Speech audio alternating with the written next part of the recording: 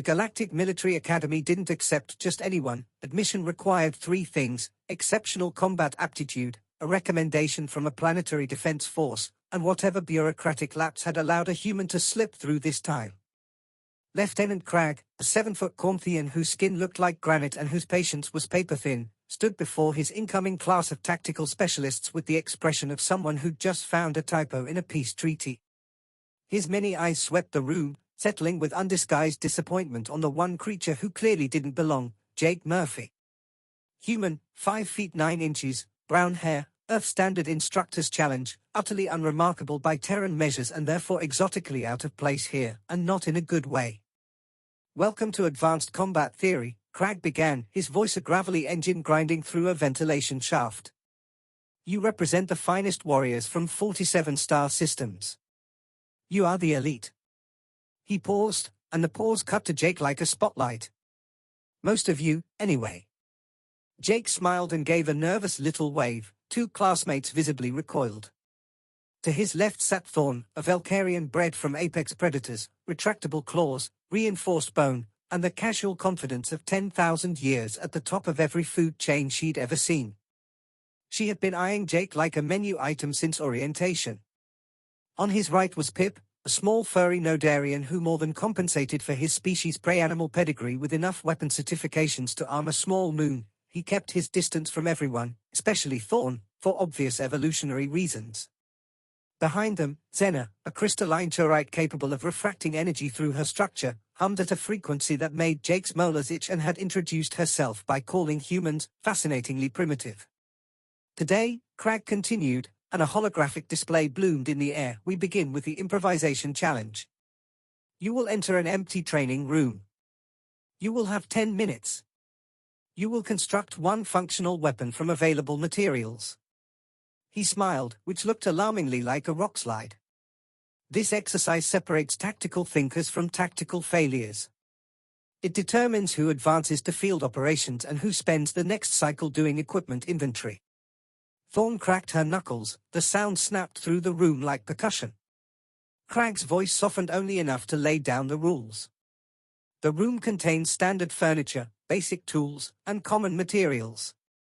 Nothing is labeled. Nothing is convenient. You must assess, adapt, and create. 1 weapon. 10 minutes. Any questions? Jake raised his hand. "What?" Cragg snapped. "Do they have to be separate weapons, or can I count a combo weapon as 1? The class turned as 1, jaws and appendages dropping. "You will have time to ask relevant questions after you've actually made something, human," Cragg said, indicating the training room door. "Thorn, you're first." Thorn moved with liquid grace, cracked her neck, and stalked into the room as if it were prey. From the observation window they watched her scan the space with surgical efficiency. 8 minutes later she emerged with a serviceable club fashioned from a reinforced table leg and wrapped in torn fabric, primitive, brutally effective.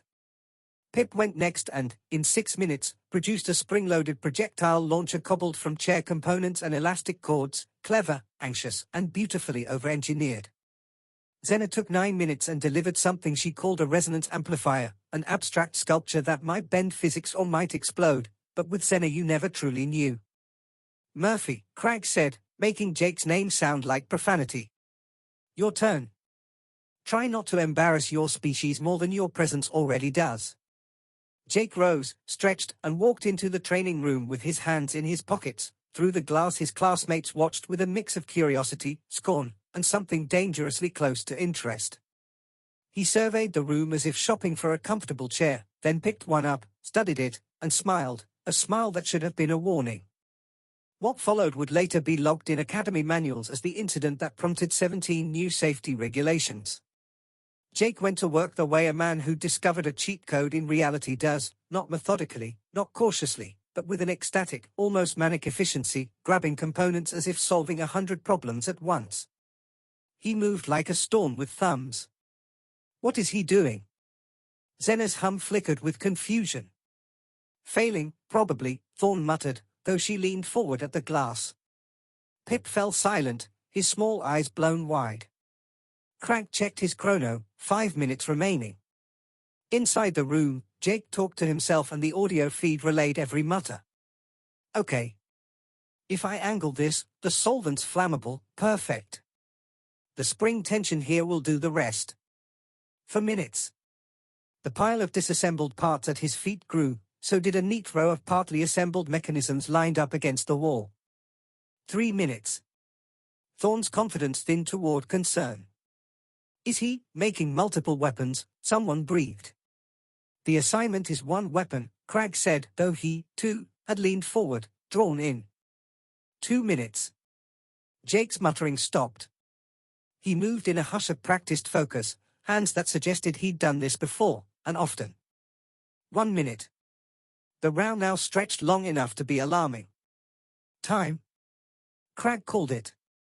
Jake set down what looked, at first glance, like a functioning crossbow built from a desk drawer and elastic bands, dusted his hands, and walked back to the observation window with the light, impossible spring in his step of a man who knows he's just cheated the universe and gotten away with it. He had no idea he'd just become the Academy's most terrifying recruitment mistake.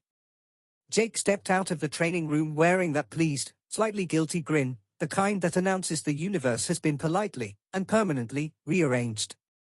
Lieutenant Cragg pointed to the examination table where Fornix, Pip, and Xena had laid out their single submissions. Present your weapon for assessment, human. Sure thing, Jake chirped, give me a second to bring them out. Them?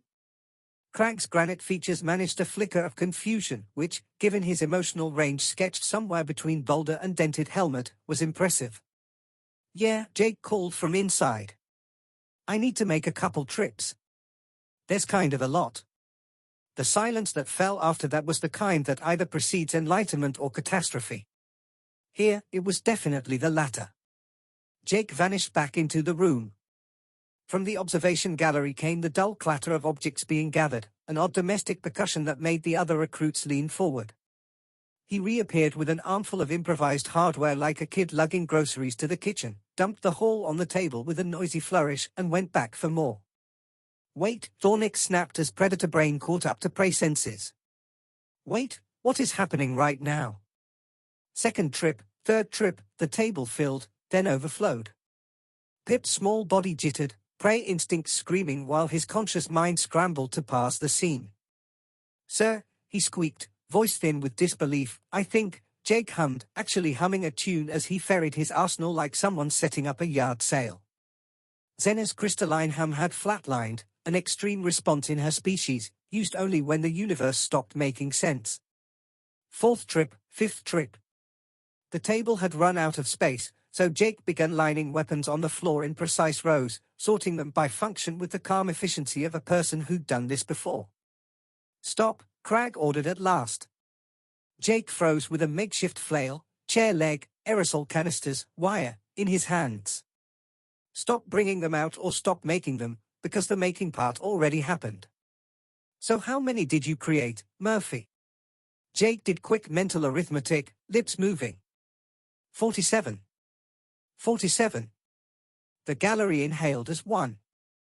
Well, 48 if you count that one that split into two, but I figured 47 to be safe.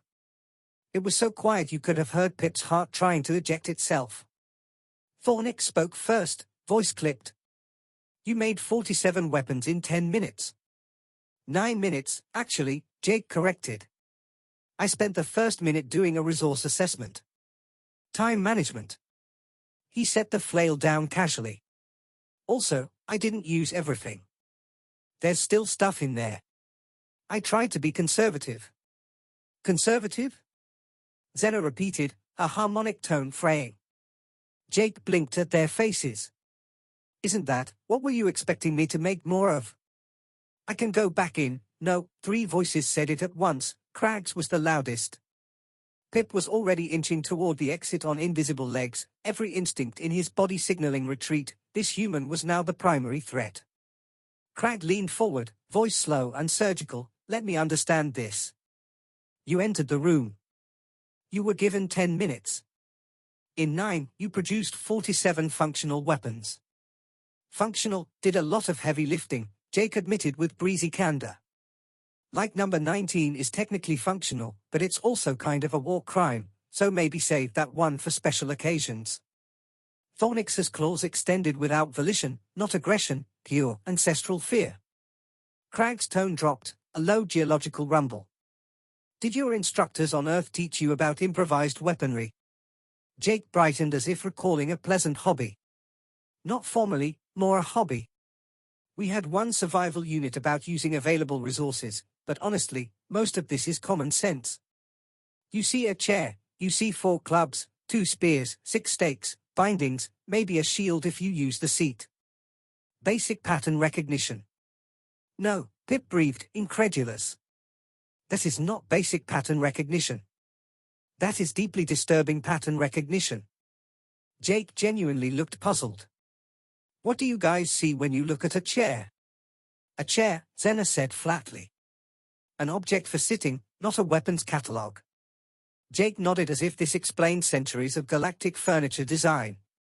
I always wondered why no one reinforces the weak points. Crag pressed his fingers, such as they were, to his temples, an image barely hiding the mental grinding. Show me. Explain each weapon. Jake's grin widened. This, he could tell, was about to get worse. Okay, he said, starting from the left, we've got your basic stabbing implements, before he could embark on what promised to be a comprehensive, casually homicidal lecture on improvised armaments. Crag held up a massive hand. Wait. Stop. Before you traumatize my class, we need context. He swept his gaze over the other recruits. Thornix, explain your process. The Valkyrian straightened, relieved to redirect attention away from whatever existential horror the human had unleashed. Simple, she said. I identified the table leg as the strongest structural component, reinforced metal alloy, high durability. I removed it, tested weight and balance, then added grip material for control. Total time, 8 minutes. Efficient, clinical, a logical application of her species' natural instincts for leverage and force. Excellent, Crag said. Pip? The small Nodarian fidgeted, voice catching in nervous efficiency. I analyzed available elastic materials, identified the chair springs for optimal tension, cross-referenced projectile physics, calculated trajectory angles, and engineered a launching mechanism using the chair frame as housing. 6 minutes. Standard problem-solving methodology. Also excellent, Crag acknowledged. Zena's crystalline tone stabilized into a cool harmonic. I identified materials with compatible resonance frequencies. By aligning molecular structures, I created a device that amplifies and focuses vibrational energy. 9 minutes of attunement and precise calculation. Crag nodded, eyes sweeping the table. 3 different approaches, 3 functional weapons, 3 demonstrations of advanced tactical thinking. He turned to Jake. Notice the common factor, Murphy. Each of you made 1 weapon, using your species' strengths and taking the time required for quality. Sure, Jake said, agreeably. That makes sense in a controlled scenario with time to think. This was controlled, right? He looked around. But in real combat you don't get 10 minutes in a neat room. You get whatever's around you and about 3 seconds before something tries to kill you. Optimal strategy is to prepare multiple solutions simultaneously, prioritize by quick assembly, and maximize resource use across threat types. The room stared. What? Jake asked. You thought this was a combat scenario? Thornix said slowly. I mean, it's called the improvisation challenge in combat training. Jake blinked at their faces. Wasn't it about combat? Crag made a sound like falling stone, reconsidering. It's an exercise in creative problem-solving under pressure. A test of analytical thinking. Oh. Jake paused. So not about actually fighting? No, Murphy. Crag's tone was flat. It's about demonstrating tactical intelligence. Jake brightened. Good news, I've got 47 demonstrations of tactical intelligence, then. Pip made a small, horrified noise. Crag kept the patience of someone talking themselves out of early retirement. Explain why your classmates produced 1 weapon while you produced an armory. Thornix, why 1? Thornix considered. The parameters were clear. One weapon, additional pieces are redundant and waste assessment time. Pip. Creating multiple weapons divides focus and lowers overall quality. Better one perfected solution than several mediocre ones. Zena. Harmonic attunement required full concentration. Splitting attention compromises structural integrity. Crag turned to Jake. And you didn't consider any of these? Oh, I did, Jake said. That's why I organized by complexity and assembly time. Simple stabbing tools, bludgeons, leverage implements, 30 seconds each. Bang those out first. While adhesives set on weapon 12, you start cutting for weapon 15. It's parallel processing. Humans can't parallel process, Zena stated. Your neural architecture is linear. Technically, yes, Jake shrugged, but you simulate parallelism by rapidly switching tasks at natural pauses. Efficiency. Thornix's predator brain was now fully engaged, in the wrong way. You've described an optimization algorithm for weapons production that you execute instinctively. I mean, when you put it like that, it sounds weird. Pip squeaked and promptly regretted the sound. Crag's multiple eyes narrowed. Humans are not the strongest, fastest, or, by certain metrics, the most intelligent. Reaction times mediocre, senses limited, durability poor. He gestured at the arsenal lined on the floor. So explain how you produced 47 weapons while 3 superior species produced 3. Jake warmed to the subject. Simple, humans have been in an arms race with everything on Earth for 200,000 years. We had no claws, no armor, no venom, just big brains and thumbs. We looked at a rock and saw a tool to kill with. We looked at a stick and made it better. We tied the rock to the stick and invented the axe. From that day forward, our civilization asked first, how can I use this as a weapon? Firepower, agriculture, energy, all the building blocks of civilization, Jake said, as if reciting a family tree.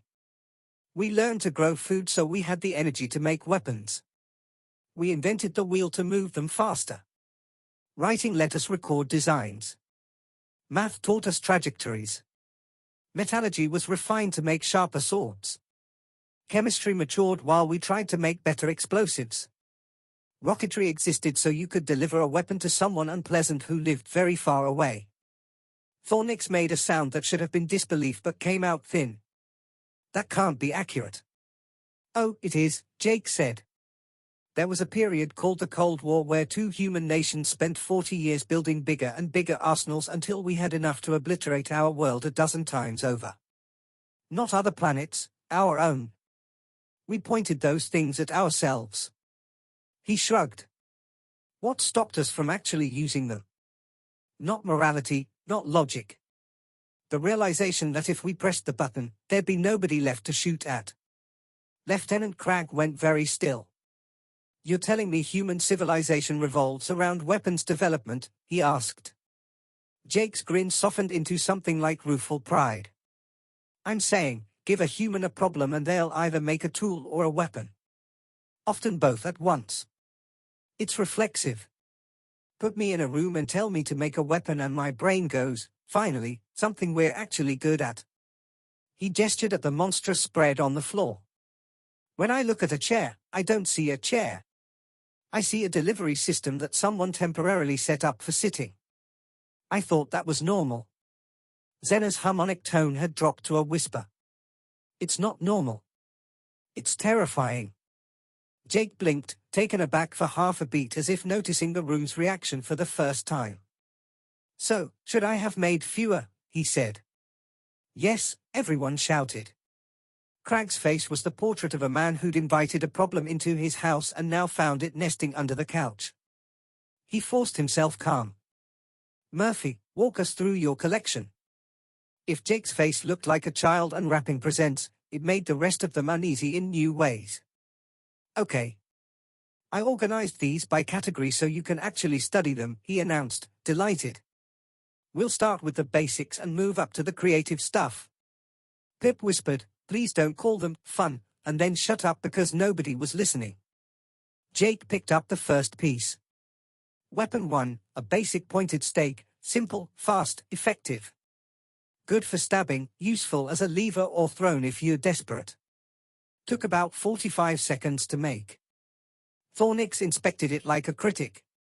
Crude, but useful. It's like someone spent a minute in the room and already wanted a weapon, she said. Crude. Jake smiled. They improve. He ran through several similar items in quick succession, variations on stabbing implements with different reach and concealability, and explained, in the breeziest tone, why redundancy mattered. In case the first one breaks. Or you need to stab more than one thing. Or someone takes it and you need a backup. Craig's eye twitched at the logic, which only made Jake more earnest. He held up another piece. These are commitment stakes, split ends, wedge points, designed to make an impact that's hard to reverse. Zena shuddered audibly. You name them, she demanded. Jake shrugged. Names are practical. If you're passing tools in a crisis, you need a vocabulary. Give me the stabby one is not helpful. He moved on with the cheerfulness of a descent showing priceless, but terrifying, artifacts. A wrap table leg with wire for grip also gives you binding material if you need it. 2 aerosol cans, one's a makeshift flame option, the other a chemical irritant, both are effective in different ways. Broken glass fashioned into a one-use cutting tool, a fabric-wrapped light fixture that becomes a torch, a chair spring repurposed into a crude launcher. As he described each piece, he kept his voice light, almost proud, while the room's temperature dropped. Pip was taking notes now, hands shaking but obedient to training. Zena's crystalline structure pulsed with an anxious, dissonant frequency. Thornix's posture had gone rigid. Even Crag looked as if he were recalculating the universe. Jake's inventory read less like a shopping list and more like a civilization's biography, each item a lesson in survival, improvisation, and the stubborn, terrible human habit of turning everything useful into something that could kill. It's a punch amplifier, Jake said, lifting a small contraption for them to see. You hold this end. Triggers here. Spring releases and delivers about 3 times the force of a normal punch, great for someone with limited upper body strength. Zena's crystalline hum rose in a brief, incredulous chord. You made a mechanical fist. I made an equalizer, Jake corrected cheerfully. He nodded at Pip, who looked shaken but oddly comforted by the thought. 13, Jake continued, setting down a spring-loaded launcher. Another spring device, this one fires small projectiles. Load it with screws, shards, whatever's handy. Effective out to maybe 15 feet. He set it aside and picked up the piece he clearly prized. 14, my mid-tier favorite. A repurposed canister from the suppression panel, emptied, refilled with cleaning solution that holds pressure, fitted with a fountain nozzle.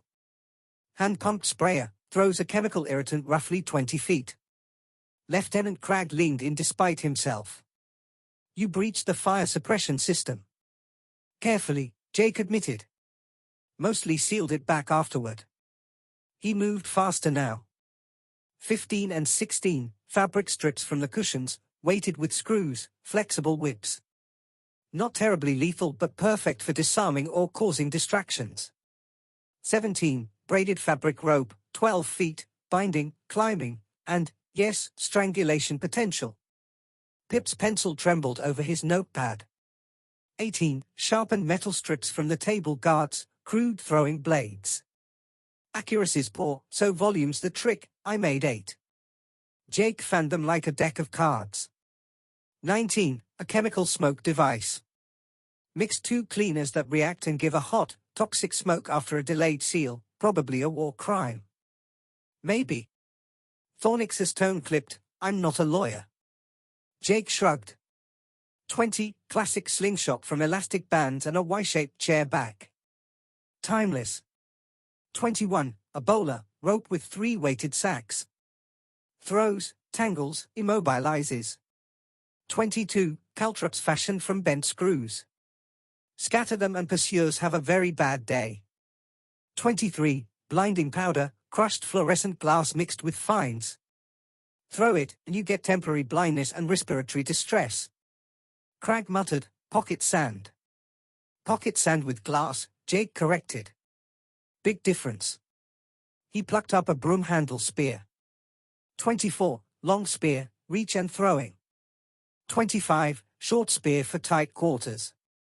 26. An atlatl, a throwing lever that boosts range and velocity.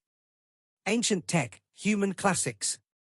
Jake mimed the motion, careful not to release.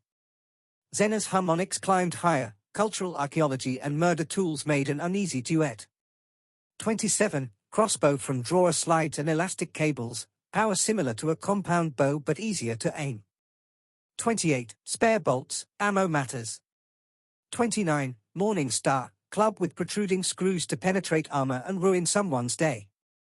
30. Flail, the one with aerosol canisters, adds momentum and a chemical splash if it ruptures on impact. As he listed them, Jake's voice stayed breezy, almost proud, while the gallery's mood cooled into a cold, practical horror, a rapid taxonomy of human improvisation, each entry a little lesson in how quickly everyday objects could turn lethal in the right hands. Everywhere.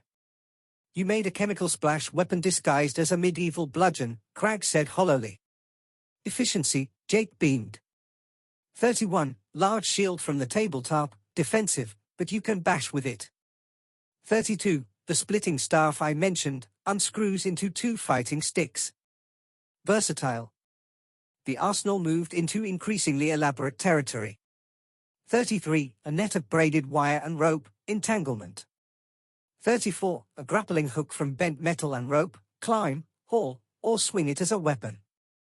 35. A clamping trap built from a spring-loaded drawer mechanism, step on it and it clamps shut. Very painful. Bear trap, Pip squeaked. I didn't know what else to call it. 36. A hunting snare with a spring trigger, restraint, not blunt damage. Jake set down a complex contraption. 37. Pneumatic nail gun, pressurized canister and firing chamber. Drives sharpened bolts at high velocity. Fornix had gone an ashen granite, which was saying something. You made a firearm. Technically pneumatic, Jake shrugged. Same principle. 38. Extra bolts. 39. Backup pressure canister. 30. Incendiary devices, aerosol propellant with timed ignition. Firebombs. Cragg repeated the word as if tasting ash. I made 3 variants with different delay timers and dispersal patterns, Jake added, placing them carefully. 43. A zip gun from metal tubing and a spring striker, crude single shot. 44. Knuckle duster, drawer handle mounted on a grip, classic impact multiplier.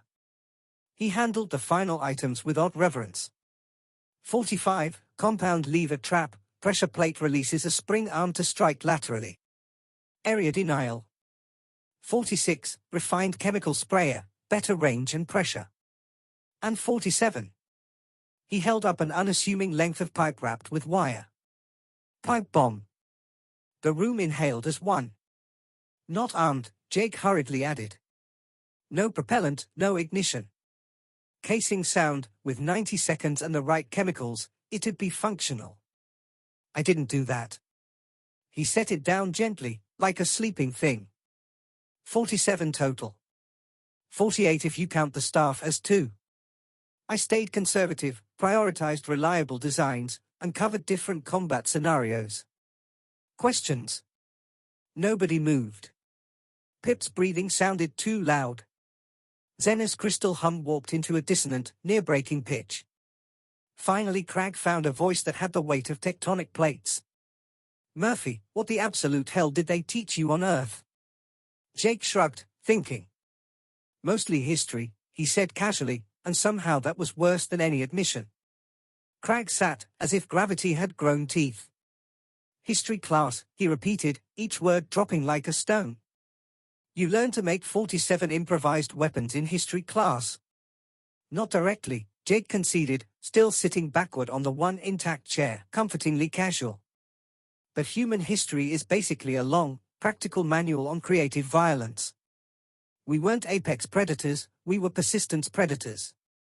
We couldn't outrun prey, so we tracked them until they collapsed. We couldn't outfight big beasts, so we threw rocks from a distance. We had no claws, no armor, no venom, just big brains and thumbs. So we made tools, and the tools became weapons. It's how we survived. Thornix's claws hadn't retracted since Weapon 32. She said the word, creative, like it was a confession and a threat. Jake smiled, as if this whole conversation were exactly the kind of problem humans enjoyed solving. It was evolve or die, and since biological evolution moves glacially, humans evolved with tools instead. Technology became our mutation. Pip's notepad had given up, the margins were now a single, growing, terrified mantra, oh no. Jake leaned in, energized. Every major leap in human history? Warfare adjacent.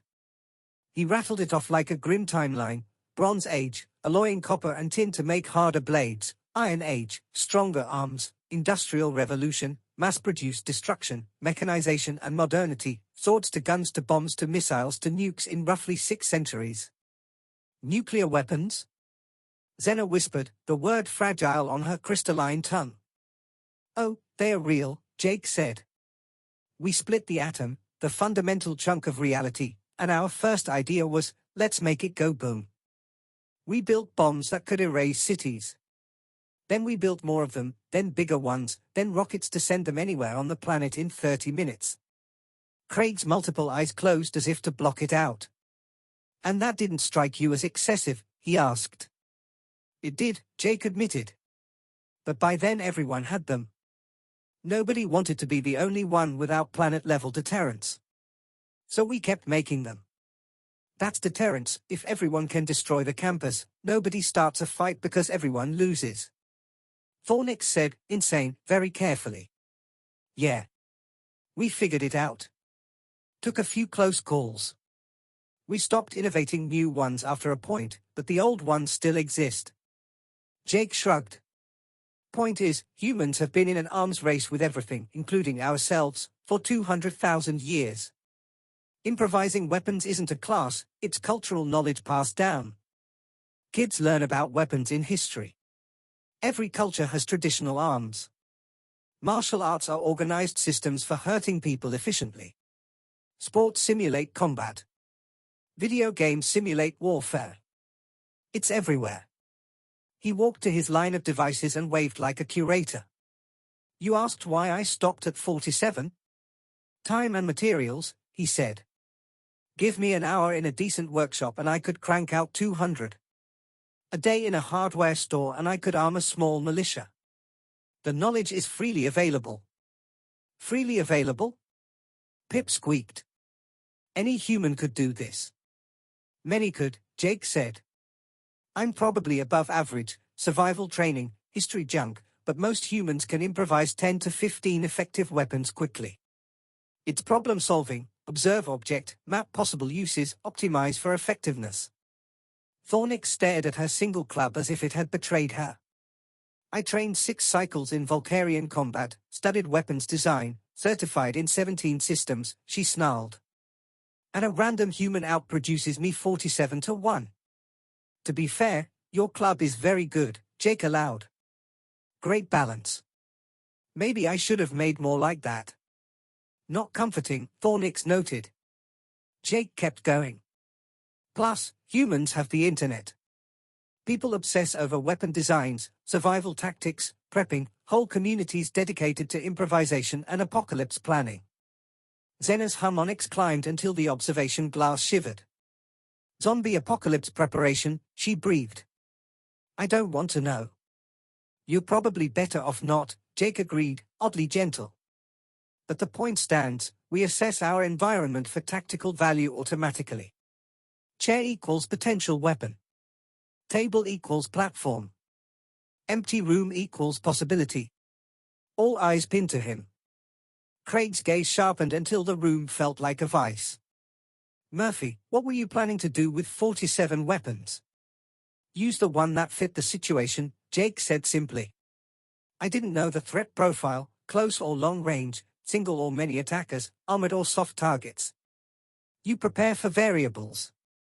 And redundancy, some will break, some will be taken. You always plan backup. Thornix echoed the word like a prayer and a curse, redundancy. You planned for losing weapons in a ** training * exercise that wasn't even combat. Pip blurted, voice cracking. Jake just shrugged. Better to have it and not need it, than need it and not have it. Pip's eyes widened. That's a deeply concerning life philosophy, he shouted, then froze, shocked at his own outburst. Jake blinked at them, genuinely confused. Is it though? You're all warriors. You've never heard of backup planning? Craig replied slowly, as if speaking to a very dangerous child. We have backup planning. We have secondary weapons, fallback points, support teams. What we don't have is the reflex to arm ourselves 47 different ways using furniture. Jake tilted his head. Okay, but hypothetically, what if you did need 47 weapons? Wouldn't you be glad you had them? The room fell silent. Nobody wanted to admit it, but the logic, terrifying as it was, made sense. Somewhere in Jake's chaos was a grain of truth they couldn't refute. Thornix leaned forward, her expression grim. What would you have done if you'd had more time? Jake's eyes lit up instantly. Oh man, so much, I wanted to turn the desk mechanism into a ballista, needed 15 more minutes for that. The wiring could have powered a proper shock weapon if I found a battery. The ventilation system could be modified into a pneumatic cannon. And if I could have accessed the lighting grids. Stop, Craig snapped. Stop talking. Stop thinking. Stop, whatever your brain is doing that keeps generating more weapons. Jake stopped mid-sentence, looking faintly hurt. Craig stood, walked to the window, and stared out at the training room like it had personally betrayed him. When he finally spoke, his voice was quiet. In 300 cycles of teaching at this academy, I have never seen anything like this. I've trained Valkyrian berserkers, Nodarian tacticians, Quorite energy wielders, even species that exist partially out of phase with reality. But he turned to face Jake. You are the first student who's ever made me genuinely concerned for galactic security, simply by passing a test. Jake brightened. So, that's good. No, Murphy. It's terrifying. Because if one human, with 9 minutes and a pile of furniture, can build an army, what happens when your entire species has real resources and hostile intent? The question hung in the air like a live charge. Jake thought about it. I mean, we already know. We did it. Called it World War II. Every major nation involved. 6 years. 75 million dead. Ended with us inventing nuclear weapons. Then we spent another 40 years not fighting, but still building more, called it the Cold War. We're kind of good at war. It's our thing. It's your thing, Pip whispered, horrified. War is your thing. Jake held up his hands. Hey, peace is also our thing. We're great at peace. We just like to be ready when peace doesn't work out. Zena made a brittle sound, like crystal fracturing. I need to file a report with my planetary government, she said faintly. About what? Jake asked. About humans, she said.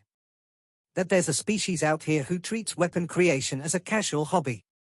My people need to know, to be very polite to humans. Jake frowned. We're not scary.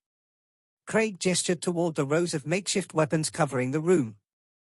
Murphy, you built a pipe bomb in 9 minutes, alongside 46 other weapons, and described it as conservative. Jake opened his mouth, then shut it again. Okay, yeah, I see your point. Do you? Thornix demanded. Because from where I'm standing, you've just proven humans are the most casually dangerous species we've ever met. You're not the strongest, not the toughest, but you're creative in ways that make creativity itself a threat. Jake tilted his head. That's kind of a compliment. It's not, Thornix hissed. It's a survival warning.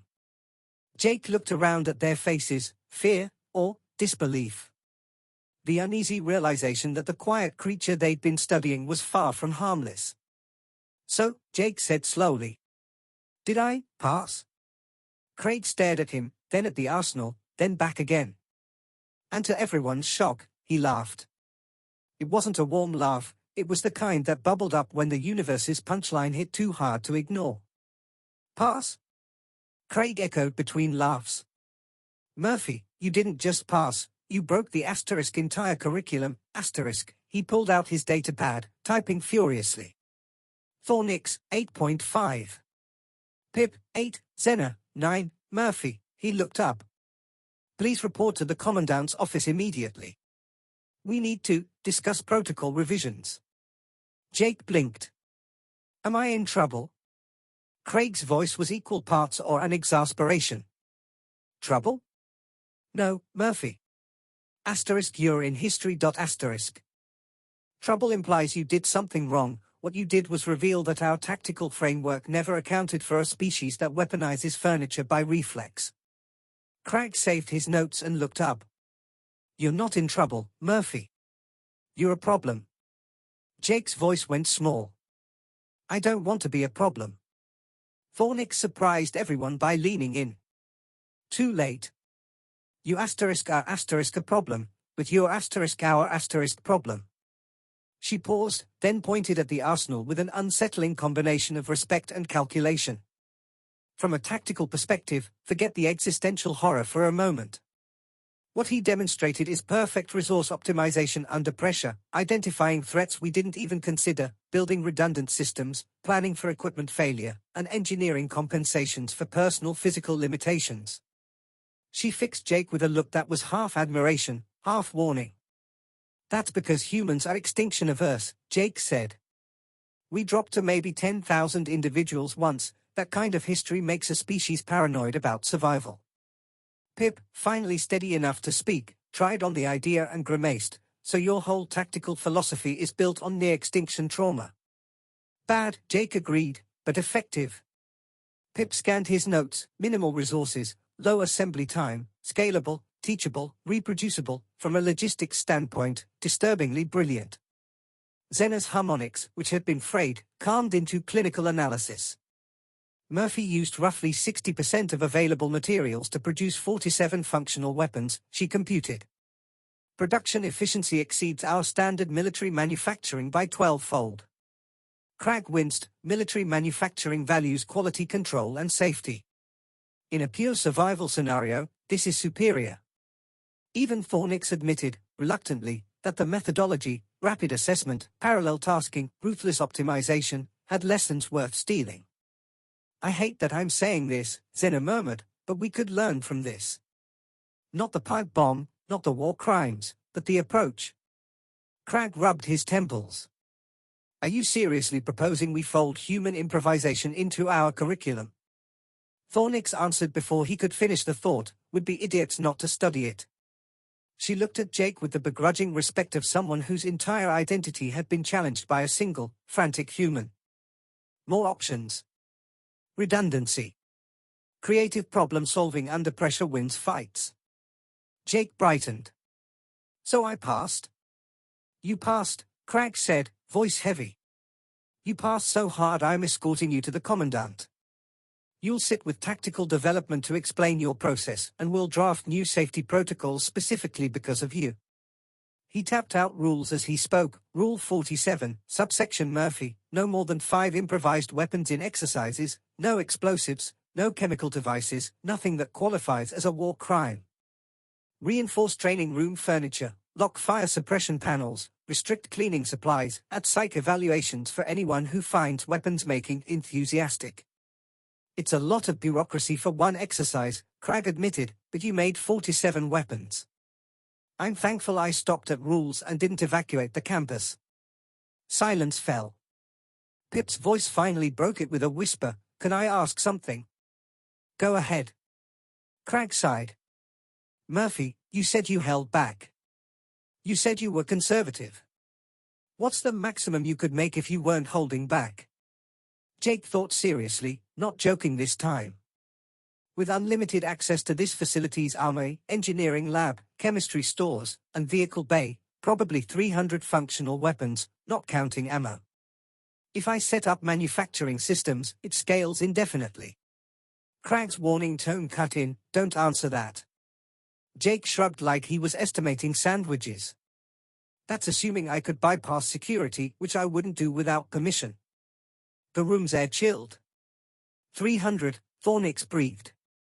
"Not counting manufacturing," Pip added hollowly, "which would scale indefinitely." Xena finished the sentence with a shudder. Craig straightened, clasped his hands, inhaled 3 deep, slow breaths, and when he spoke again the calm in his voice was the kind that meant everything had changed. "Murphy, I'm going to ask you something, and I need you to be completely honest. How many other humans think like you?" Jake shrugged. "Most of us, honestly. Maybe I'm a bit more into it because of the survival training, but any human with internet access and spare time could figure this out. There are entire communities, preppers, survivalists, engineers, military hobbyists. We share knowledge. It's like a massive, collective database of creative violence." Craig blinked. "A collective knowledge base of creative violence? Accessible to your entire species?" Jake grinned. "Yeah, it's pretty awesome, actually. Someone invents a new technique, posts it online, and suddenly millions of humans know about it. It's basically crowdsourced weapons development." Craig's voice went flat. "That's not awesome, Murphy. That's a galactic security nightmare." Jake waved it off. "Relax. We mostly do it for fun. Zombie apocalypse prep isn't serious, it's just entertainment. A thought experiment for worst-case scenarios." Thornix stared. "You plan for extinction events, as a hobby?" Jake shrugged again. "Well, what else are you supposed to do on a boring Saturday?" Pip made a noise that sounded like pure instinctual panic. Craig shut his datapad with a sharp asterisk snap. Asterisk. "All right," he said. "Murphy, you pass. Congratulations. You're advancing to tactical operations, with a permanent note that reads, asterisk exercise extreme caution. Human creativity protocols apply. Asterisk." He glanced around. "Thornix, Pip, Xena, you all passed too. Dismissed. Everyone except Murphy, who's coming with me. We need to explain to the Commandant why humanity just became both our greatest ally and everyone's worst nightmare." Jake stood, pleased. "So that's good, right?" Craig sighed. "Murphy, the fact you even have to ask that is asterisk exactly asterisk why we're having this conversation." As they walked toward the exit, Thornix called out, "Hey, Murphy." Jake turned. "If there's ever a real combat situation, I want you on my team." Jake grinned. "Really?" Thornix nodded. "If you can make 47 weapons out of a training room, I don't want to see what happens when you have asterisk actual asterisk equipment. Also, make sure those weapons are pointed away from me." "Deal," Jake said. When they left, Pip and Xena stood in silence, surrounded by Jake's makeshift arsenal like survivors of an educational disaster. "We need to update the xenobiology database," Xena muttered. Pip frowned. "What should we even write? How about, asterisk warning, humans are friendly but accidentally terrifying. Asterisk." Xena shook her head. "No, more like, asterisk humans are persistence predators who evolved tactical creativity as a survival mechanism, and never stopped optimizing for violence. Asterisk." Pip blinked. "That's not going to fit in the standard report format." "Then we'll make a new one," Xena said. "Specifically for species who treat weapons design as casual entertainment." They stared at the 47 weapons again. "You know what the scariest part is?" Pip whispered. "What?" He was holding back. Xena's voice was quiet. "He really thought that was asterisk conservative. Asterisk." Pip looked down at his notes. "Humans have been in space for less than a century.